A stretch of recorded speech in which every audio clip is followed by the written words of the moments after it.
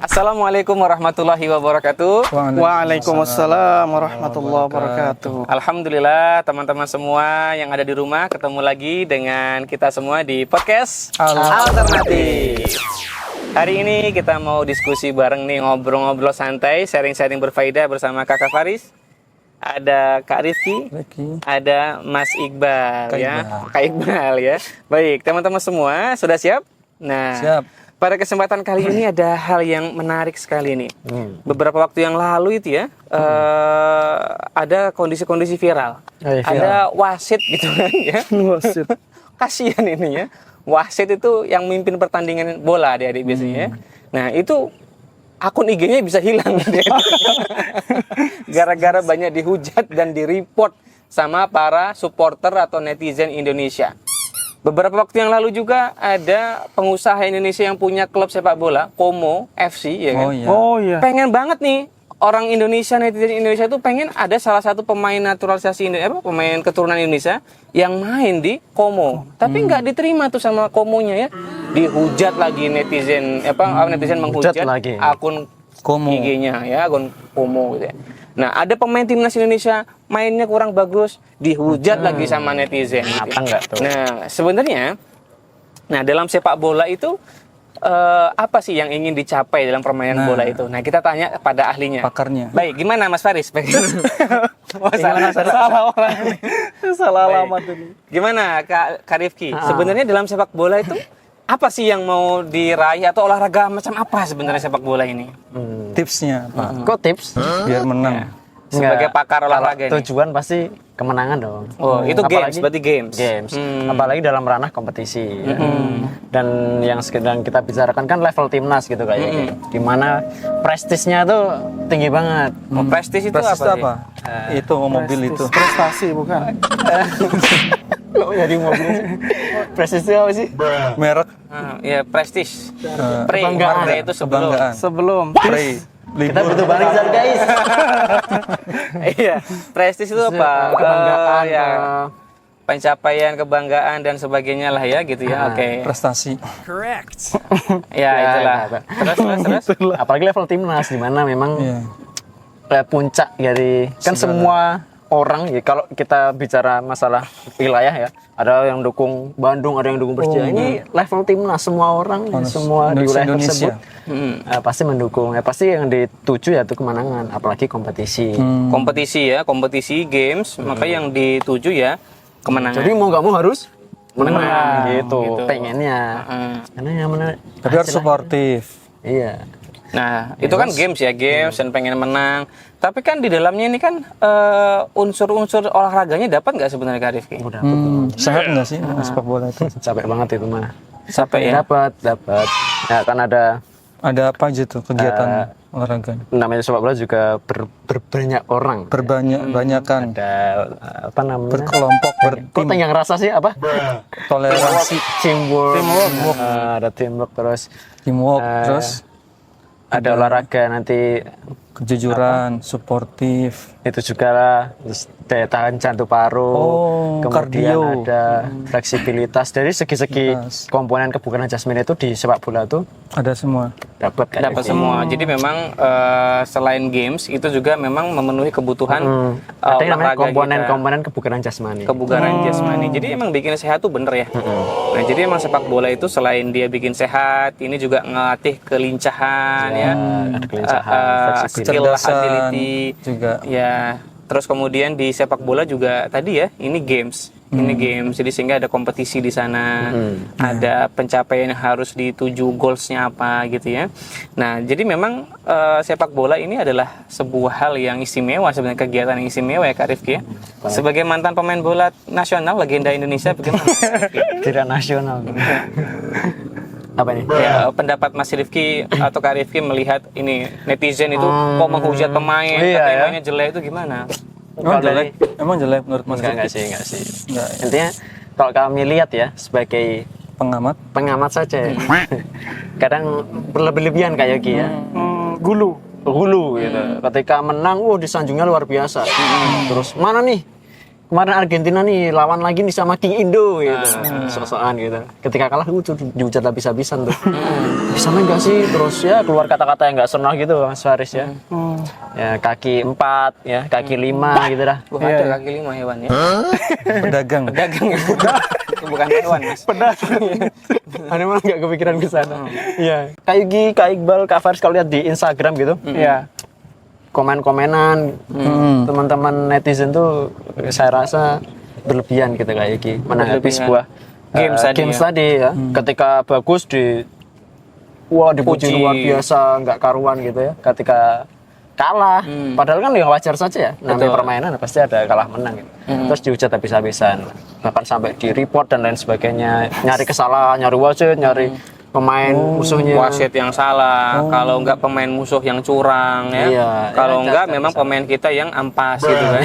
Itu aja kambing hitamnya. Kambing hitamnya itu aja ya. Iya.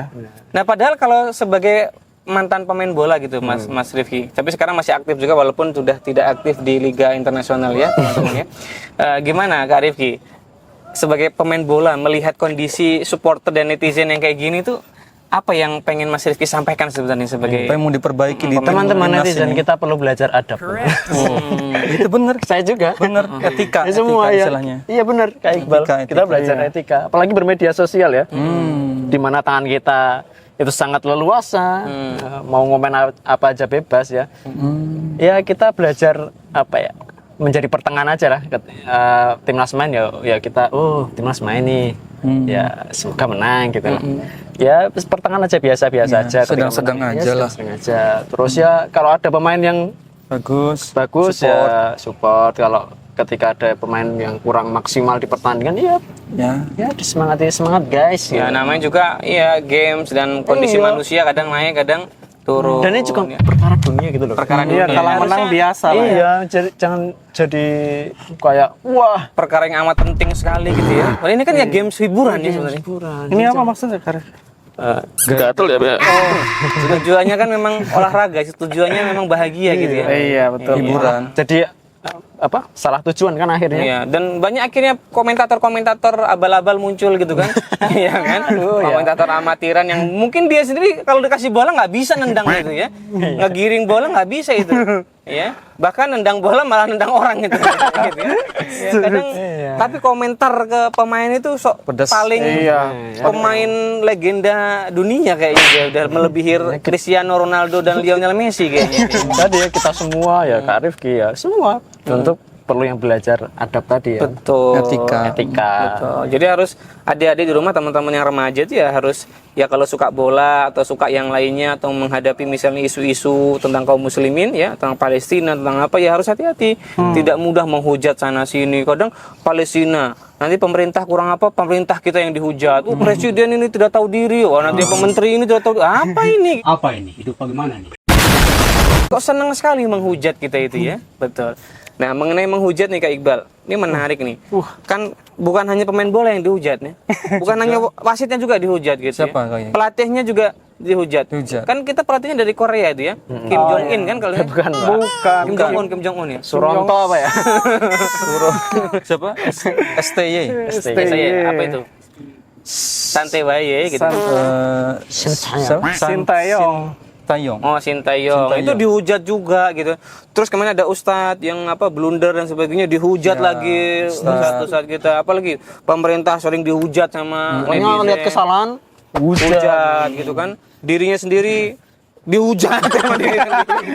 dasar aku gitu Ya.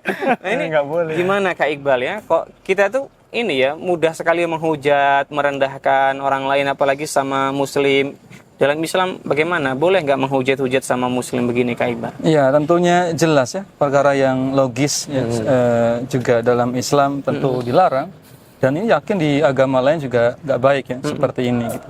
Namun Islam tentu punya keunggulan, punya kelebihan bagaimana Nabi tidak hanya berkomunikasi baik dengan sesama muslim, bahkan dengan non muslim pun beretika gitu. Harus baik, beradab ya, misalnya tadi STY gitu ya, non muslim, tapi dia bekerja membantu timnas untuk meraih kesuksesan, targetnya tercapai. Ya kalau lagi bagus ya disupport, lagi kurang bagus ya udahlah, ini wajar duniawi ya. Tapi dari sisi Islam, syariat Islam, sama Muslim tentu tidak boleh. Ya. Tidak boleh, harus jaga kehormatannya. Jaga kehormatan, karena Nabi SAW bersabda al-muslimu akhul muslim. Sesama Muslim itu bersaudara, intinya gitu. Dan ulama menjelaskan hadis ini, maksudnya akh itu saudara itu gimana? Pertama, hak-haknya dipenuhi. Hak-haknya dipenuhi. Satu, hak kehormatannya, hak keberagamaannya, kenyamanan beragama dia, kenyamanan beraktivitasnya, nggak boleh dibuat sedih, nggak boleh dibuat galau, nggak boleh diprank, nggak boleh dikaget-kagetin, nggak boleh dihina. Dijaga kehormatannya. Berarti bener-bener menjaga kehormatan seseorang ya. Iya. Apalagi ini cuma main bola. Salah doang. kok dihina habis-habisan, direndahkan keluarganya lah, istrinya ya. Kayak ada pemain yang suka lemparan jarak jauh itu ya. Dia mainnya kurang maksimal, istrinya direndahkan, keluarganya direndahkan. Nggak logis ya, nggak logis. Iya, nggak boleh gitu Kak Iqbal. Itu merendahkan sesama muslim itu ya. Nggak boleh. Dosa itu Kak Iqbal. Ya dosa tentunya. Dosa. Dan itu dosa kecil apa besar? Dosa besar. Kalau ada dalilnya, ada ancaman, dosa besar. Kita kan nggak boleh ya, tidak halal ya, darah ya seorang muslim dan kehormatan seorang muslim. Berarti ini termasuk dosa yang besar. serius ini Kak Iqbal. Serius. Dan itu jadi hal yang biasa di medsos ya, saling menghujat. Bahkan ada ustadz yang sedikit-sedikit tergelincir dihujat, ada yang salah ngomong ustadz dihujat ya, tanpa memikirkan akibat setelahnya itu. Dan tanpa memikirkan jasa-jasa beliau gitu. Yang baik yang lainnya kan masih banyak gitu. Ya harusnya dijaga. Iya, kadang ada orang nggak ngerti apa-apa ya. Ya, dia sok-sok mengomentari ustadz yang memang berilmu gitu, Ya kalau dia nggak berilmu itu ya jangan berani-berani mengomentari yang berilmu. Udahlah, yang mengomentari, yang negur dia sesama berilmu. Biar seimbang gitu loh. Sekufu. Lah ini dia berilmu, kita nggak berilmu, komentar. Ini kan berarti nggak tahu diri kan gitu kan.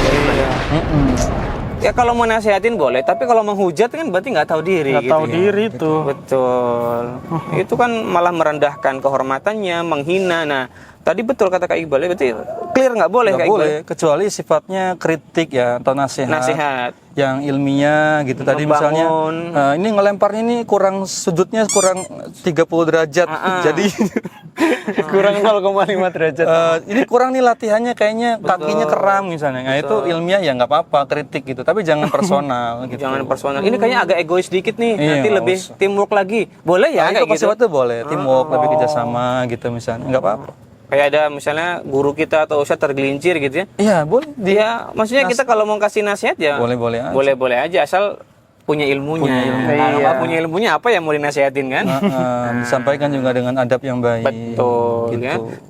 Bagaimanapun kita menghadapi seorang ahli gitu. ilmu ya, tentu saja. Jadi ya harus hati-hati ya untuk menjaga kehormatan. Dan memang kita nggak boleh bermudah-mudahan juga ya. Ngejek orang di sosmed, nyindir-nyindir orang di sosmed, gitu merendahkan orang di sosmed, nggak boleh bermudahan ya. Dan ini beratnya dosa sama manusia itu tidak cukup bertobat sama Allah. Harus minta ridho sama manusianya. Minta maaf sama yang bersangkutan gitu. Kalau merasa tersakiti harus minta maaf. Betul. Di medsos tuh kan susah nanti di medsos. ya. Yang dihujat orang mana? Iya. Oh itu dosanya bisa ngeri itu ya. Banyak banget, apalagi setiap pemain 11 orang dihujat semua ya. Iya. Nah, itu nggak bagus. Baik, mengenai menghujat, merendahkan, mengejek manusia gitu ya sama muslim. Ini gimana Kakak Faris kalau dari tinjauan hukum ini? Ini orang-orang kayak gini masa dengan mudahnya mungkin dia secara itu kan akhirat, tenang aja. Tapi kalau secara dunia itu gimana sih hukum yang ada itu di hukum penjara kita? Iya, Faris, jadi merendahkan memang orang lain. Setrum. Dalam kajian hukum pidana ya. Menghujat itu masuk dalam delik aduan. Apa itu delik Jadi aduan? Apa itu? dia akan mengikat secara hukum atau akan mendapatkan sanksi atau dianggap sebagai pelanggaran atau kejahatan itu ketika yang dicederai itu mengadukan ke kantor polisi. Sampai mengadukan. Misalnya tadi yang dihujat misalnya si Pelempar bola. Prapto lah. Prapto gitu. Ya namanya Sugiono lah. Nggak pakai edi tapi ya. Misalnya dia dihujat, dia apa tadi? kaki 5 ya. Apa Ya, tadi? kaki 5. Ya, Kaki dihujat 4 misalnya. kaki dan seterusnya ya. Nah, itu harus si itu yang Mengadukan. Ya si yang itu yang mengadukan. Nah, tidak bisa seujuk-ujuk misalnya polisi melihat, oh ini ada yang menghujatan. ada yang menghujat Menghujat. si A menghujat B, langsung kita tangkap, nggak bisa. nggak bisa, ya. Itulah mengapa pernah kan kejadian ada podcast yang dilaksanakan oleh aktivis hak asasi manusia waktu itu. Mereka menyinggung Luhut Binsar Panjaitan kan karena punya keterkaitan dengan apa itu PT Toba apa gitu ya. Nah, waktu itu mereka tidak ditangkap atau tidak dibereskan oleh polisi. Kenapa? Karena itu adalah delik aduan sampai Luhut sendiri yang datang ke Polda dan mengadukan dan melaporkan. Jadi gitu. Jadi kalau misalnya tidak percaya, misalnya antum dihujat, coba lapor, bikin LP, laporan polisi, mengadukan ke kantor polisi terdekat. Nah, nanti lihat. Nah, itu baru bisa dikenakan, baru bisa diproses. Statusnya apa itu? Tersangka atau terdakwa? itu maksudnya hukum pidana ya berarti ya? Iya, itu masuknya hukum pidana. Hukum pidana tuh bicara aspek publik. Kalau perdata kan privat ya. Nah itu kalau pasalnya banyak, silahkan di googling aja kan. Kayak pencemaran nama baik, Hukumannya ITE dan apa seterusnya. Hukumannya beragam, ada yang misalnya kayak apa namanya bisa 4 bulan penjara. 4 bulan penjara. Iya, karena itu memang termasuk tidak termasuk ini sih apa namanya, Pelanggaran hukum berat. Iya, tidak berat karena cuman berupa lisan aja. Ya, Kalau nanti ada penahanan, ada denda gitu ya. Iya, gitu. Jadi memang apa namanya, hukum kita itu tadi untuk ada beberapa perkara-perkara yang memang dia sifatnya delik aduan. Jadi kalau contohnya kayak pelecehan seksual. Nah, pelecehan seksual kalau tidak kita adukan ya nanti tidak akan diproses. Tidak diproses, betul Nah, ya. gitu. Ya, jadi memang kalau yang menghujat tadi, kalau mau diadukan, dilaporkan, mereka bisa diproses itu. Iya, begitu bisa diproses. Dan ini sebagai menjaga ya kehormatan seseorang ya, Iya, Kak Faris ya. betul. Betul. Jadi memang negara sudah membuat sistem itu Iya. untuk menjaga kehormatan seseorang, ada mekanisme yang bisa ditempuh untuk tadi ya menghukum atau memberikan pelajaran, efek jera kepada orang-orang yang tidak bisa menjaga lisannya. Sama ini Kak Yogi apa? Orang netizen tuh kan kok bisa sih sembarangan ngomong gitu. Itu ada sih pengaruhnya dengan mentalnya gitu. Iya, gangguan jiwa berat sih biasanya ya. Apa statusnya ODGJ Tapi apa? kenapa gitu ya? Kalau ya? ada namanya ada lomba atau ada Pertarungan. atau ada di mana ada kelompok, itu mesti akan memunculkan orang-orang yang fanatik gitu. Nah, itu loh yang psikolog yang bisa menjelaskan. iya juga ya, kenapa itu Kak? Pasti Apa memang manusia geng, bisa ya, geng. bisa sampai pertumpahan darah gitu loh Kak. manusia memang punya sih?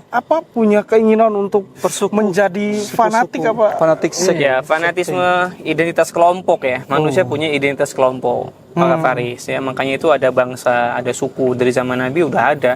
Bahkan dari zaman yang kalau orang bilang manusia purba itu udah ada gitu. ada ya. Kelompok-kelompok itu, dan mereka itu ya berkelompok itu karena punya kesamaan ya, karena punya visi yang sama ya, banyak kesamaannya, visinya sama, dan itu sebagai sebuah kebanggaan. Karena ini loh identitas kami. Dan sebaliknya orang yang nggak punya kelompok, nggak punya identitas di zaman dulu kan jadi budak ya mereka itu, ya kan? Ya mereka nggak punya apa-apa yang dibanggakan. Nah sampai saat ini juga sama. Aku nih loh pendukungnya MU, Mancunian gitu kan, wow, ya kan? Ya aku nih pendukungnya Real Madrid, wow. Jadi kayak, ya dia sama dengan kehormatan klubnya. Jadi dia mungkin bukan pemain klub, tapi Bukan dia jadi siapa-siapa. pendukung itu sama gitu, setara gitu. Oh, Itu gitu. namanya identitas kelompok. Meskipun dia kroco gitu sekalipun. Iya. Nah, makanya ada nih instansi pemerintah kan, wah, yang dia misalnya di instansi apa nih, yang keren-keren lah gitu kan. Meskipun di jabatannya paling kroco, itu udah sama kayak gimana instansi itu punya popularitas itu loh. Kerja itu paling rendah. Paling rendah. Nah, sehingga sekalipun dia itu misalnya bukan siapa-siapa, tapi dia merasa bahwa aku ini mendukung loh, aku ini bagian dari mereka, merasa bagian, itu berarti dia udah menjadikan dirinya punya identitas itu. Ya sehingga dia merasa memiliki, merasa harus berkontribusi dan akan merasa tersakiti gitu ya ketika identitas kelompoknya itu diganggu. Diganggu gitu, di- Kak Faris. Itu masalahnya. Makanya kalau Indonesia kalah sama Vietnam, wajar. Netizen Indonesia marah sama Vietnam, nyerang Vietnam gitu. Fanatisme kelompok. Begitupun sebaliknya, Vietnam pun sama, dan itu universal, manusia punya itu semua. Dan itulah kenapa ada suku-suku ya. Kenapa ada ya kelompok-kelompok keluarga, suku-suku ya, kelompok-kelompok yang lain, ormas apalagi ya, dan sebagainya. Itu fanatisme kelompok. Padahal mungkin mereka sendiri nggak ngerti, nggak tahu baik buruk benar saja. Jadi kalau sudah fanatisme kelompok, nilai moral itu jadi turun. Jadi dia nggak logis lagi melihat Ya, sesuatu. nggak objektif. Nggak pikir Nggak panjang. objektif, betul. Itu masalahnya kadang. Kenapa? Karena impulsif biasanya orang-orang itu. Impulsif tuh susah banget ngendaliin dorongan emosinya. Gitu teman-teman. Sehingga hati-hati kalau berkelompok ini kan kita jangan boleh berlebih-lebihan. Dalam Islam gimana, boleh nggak berkelompok berlebih-lebihan gitu? Nggak boleh. Apa nama istilahnya Kakak Faris? Hizbi. Hizbi. Kullu hizbi bima ladaihim farihun. Ya, kalau di psikologi, kalau terlalu hizbi itu tadi mematikan sensitivitas moral. Jadi dia nggak bisa lagi menilai benar salah, baik buruk. Makanya kadang ada tokoh nih, tokohnya udah tergelincir, buruk jelas gitu, tapi masih didukung gitu loh. Monyok. Iya, banyak kan kayak gitu. Banyak. Iya, Kenapa? betul. Karena sudah mati sensitivitas moralnya. Betul. Dan dia menganggap ini bagianku nih. Ibarat kaki ini kakiku nih, ibarat kepalaku nih lagi ditusuk nih. Jadi dia nggak terima gitu loh. Gitu Kakak Faris. Seandainya umat Islam semuanya hizbinya ke Islam ya, maksudnya. Ya gitulah. Nah, itu bahayanya. Makanya kalau berkelompok ya hati-hati, nggak boleh berlebih-lebihan. Kita harus tetap memainkan logika kita, kesadaran kita harus tetap hadir gitu. Iya. Ya ini kadang sering disebut netizen Indonesia itu barbar, netizen Indonesia itu gak berpendidikan. Ya karena sebenarnya mungkin pinter-pinter, hanya saja tadi fanatisme kelompoknya yang berlebih-lebihan. Nah, kita nggak logik mereka. Iya. Gitu. Jadi kesadaran itu penting loh dalam suatu hal. Nah, itu kalau tinjauan psikologi seperti itu. Siap, Jadi siap, teman-teman siap. semua kalau dukung MU kalah terus, sabar. Kemarin menang kok ya Piala FA ya. Gimana? AC Walaupun Milan? giveaway ya katanya. jangan bilang giveaway. Nanti tersinggung ya. Enggak, itu menang murni kok ya. Baik. Nah, jadi nggak boleh berlebih-lebihan ya. Toh itu bukan benar-benar bagian diri kita gitu loh. Apalagi kalau kita tuh cuman ngefans doang gitu kan. Yang diidolakan juga nggak ngerti siapa kita gitu. Jangan sampai istilah mati-matian lah memperjuangkannya gitu loh ya. Dan ini paling penting jangan sampai mengganggu mood kita gara-gara timnas kalah, kita kepikiran sholatnya nggak khusyuk, ngaji malas, bisa itu sampai segitunya. Ibadah terganggu gara-gara kesel sama timnas Thailand misalnya. Iya. Dan jangan sampai bertengkar sama temen, sama saudara tuh sering banget ya. Beda pilihan, beda kelompok jadi sama saudara bertengkar. Kan kadang di desa-desa ada tuh beda pilihan kubu ya, pilihan kepala desa, ya kan? Akhirnya bertengkar. Padahal ya udah sih, kita tuh ya kalau emang suka sama sesuatu ya suka aja. Jangan sampai tadi identitas kelompok kita berlebih-lebihan tadinya. Iya. Demikian teman-teman semua, pembahasan kita hari ini sudah diupas oleh Kak Rifki, oleh Kak Iqbal dari sudut pandang Islamnya, dan dari hukum Kakak Faris sudah ungkap. Hati-hati, tidak boleh kita mudah-mudahan menghina orang ya, menjelek-jelekkan orang. Dosa dari Islam, dosanya besar loh, bahaya ya. Dari hukum negara itu bisa dituntut penjara paling tidak 4 bulan dan bisa lebih dari itu ya. Maka teman-teman semua, hati-hati, jaga lisan kita, jangan fanatisme kelompok berlebih-lebihan, sewajarnya saja ya. Baik, kita tunggu closing statement dari Kak Rifki. Silakan Kak Rifki, kata-kata hari ini. Mutiara. Indah. Teman rahimani wa rahimakumullah. Ya. Apa ya Kak Yogi ya? Kaitannya dengan bola. Kaitan dengan bola. Ya, kita Bola itu bundar. bola itu bundar. Jadi teman-teman ya, jangan sampai kita terlalu ngefans dengan apapun itu, baik itu klub ataupun pemain ya. Karena bola Karena berputar. dalam akidah kita diajarkan wala wal barok. Bener ya? Ya betul. Benar. Terus apa itu wala wal barok? Silakan adik-adik. Wala wal barok itu kecintaan dan Kebencian. Jangan sampai kita Berlebih-lebihan. berlebih-lebihan kita cinta pada pemain sepak bola yang apa ya cina Itu ini ya. padahal kan itu bukan Lionel seorang Messi. gitu ya. Jadi jadikan seorang idola itu adalah seorang yang bertakwa, orang yang baik. soleh, orang yang baik. Dia tetap objektif, kalau dia salah ya salah gitu Salah kan. ya salah. Iya. Nah, ya. Dan tapi kalau dia salah jangan sampai berlebihan menghujatnya ya. Iya, jadi kita tuh pertengahan nih sebenarnya. Pertengahan. Apalagi nggak punya ilmu, lebih baik jaga diri kita biar selamat. Lebih baik diam lah. Oke, pantun dari Kakak Iqbal gimana Oke, pantun dari Kak alhamdulillah Iqbal? ya Allah. Pantunnya kata mutiara.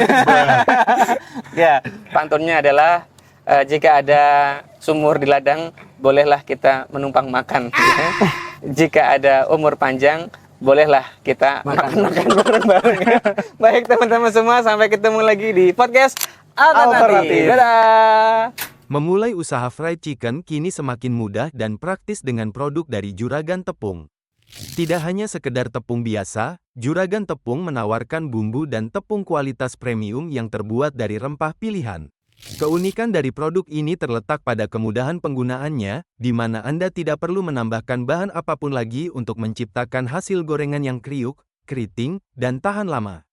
Ini merupakan solusi sempurna bagi Anda yang ingin menawarkan fried chicken dengan rasa yang konsisten dan memuaskan pelanggan. Kepraktisan penggunaan produk Juragan Tepung tentu sangat menguntungkan bagi para pelaku usaha kuliner, khususnya bagi Anda yang baru ingin memulai bisnis fried chicken. Untuk mendapatkan produk Juragan Tepung, Anda bisa langsung menghubungi admin penjualan melalui WhatsApp. Selain itu, produk juga tersedia di platform e-commerce seperti Tokopedia dan Shopee dengan akun Juragan Tepung Official.